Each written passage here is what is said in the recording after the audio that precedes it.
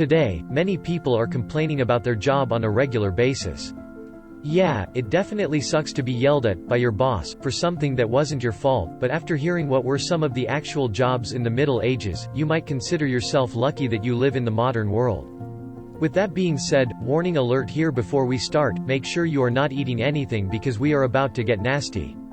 And if you hang around until the end, we will give you a bonus. Okay, you are informed, now let's begin.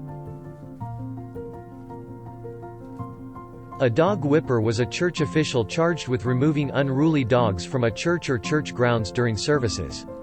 In some areas of Europe, it wasn't uncommon for household dogs to accompany, or at least follow, their owners to church services. If these animals became disruptive, it was the job of the dog whipper to remove them from the church, allowing the service to continue in peace. Dog whippers were usually provided with a whip or a pair of large wooden tongs with which to remove the animals. They were generally paid for their services, and records of payments to the local dog whipper exist in old parish account books in many English churches.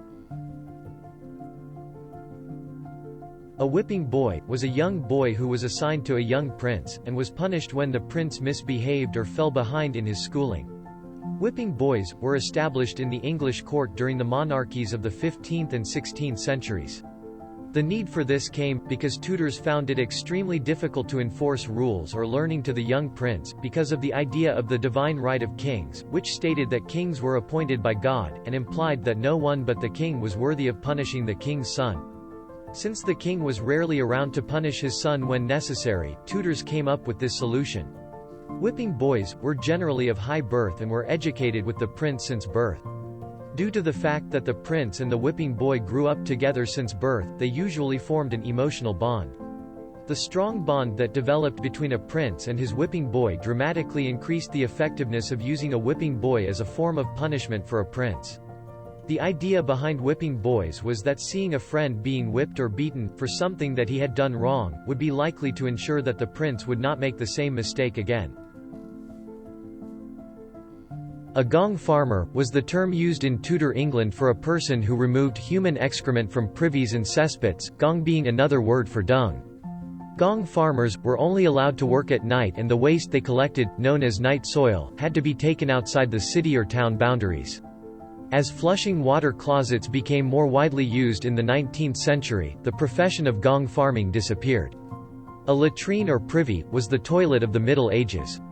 A gong farmer dug out the cesspits and emptied the excrement.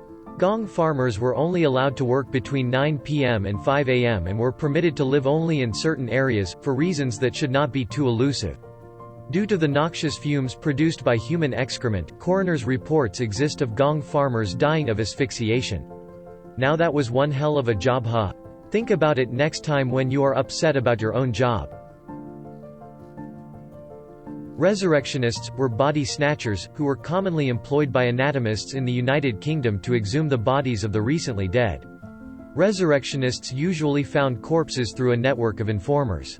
Sextons, gravediggers, undertakers, local officials, each connived to take a cut of the proceeds.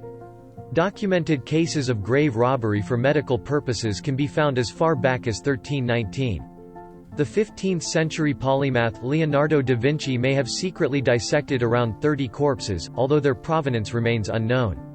Human cadavers have been dissected by physicians since at least the 3rd century BC, but throughout history, prevailing religious views on the desecration of corpses often meant that such work was performed in secrecy. The Christian Church forbade human dissection until the 14th century, when the first recorded anatomization of a cadaver took place in Bologna. Until then, anatomical research was limited to the dissection of animals.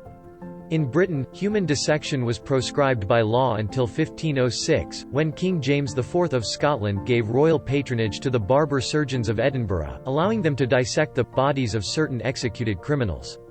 England followed in 1540, when Henry VIII gave patronage to the Company of Barber Surgeons, allowing them access to 4 executed felons each year. Charles II later increased this to 6 felons each year. The Groom of the Stool, formerly titled, the Groom of the King's Close Stool, was responsible for helping the king to go to the toilet. Although it sounds disgusting, this post was actually considered an esteemed position in England. These lucky courtiers were known for keeping royal secrets, enjoying considerable power at court, and even getting to wear the king's hand-me-downs. With that being said, the groom of the stool was a male servant in the household of the English monarch. It is a matter of some debate as to whether the duties involved cleaning the king's bottom, but the groom is known for a fact to have been responsible for supplying a bowl, water, and towels, and also for monitoring the king's diet and bowel movements and liaising with the royal doctor about the king's health. Now, as a reward that you stayed until the end, we show you a bonus job. Everyone knows the witch trials and how common was the career of witch hunter during medieval times, but did you know that in one period there was a career called priesthunter? Now, this job is very era-specific, so we can't count it as a regular medieval career. This job was a consequence of the actions of Queen Mary. She has a rightly bloody reputation, but that of her younger sister, Elizabeth I, is generally positive in the public consciousness. As we know, the passionate Catholic Queen Mary burned Protestants at the stake. Elizabeth sought to right this injustice during her reign by placing a bounty on the heads of Catholic priests. She sent out men to hunt down the priests. This dangerous environment caused many priests to take daring, often desperate measures to evade capture. One such ploy was to build a priest hole in a friendly household where the priest could hide from the searching hunters. If a priest was discovered, he was flung into prison before being tortured and put to death. Did any of these careers surprise you? What other bizarre jobs of the Middle Ages you know about? Let us know in the comments below, and don't forget to subscribe to the Fun Facts History channel and ring the bell to be notified of a new historical video every Friday. Thank you for watching.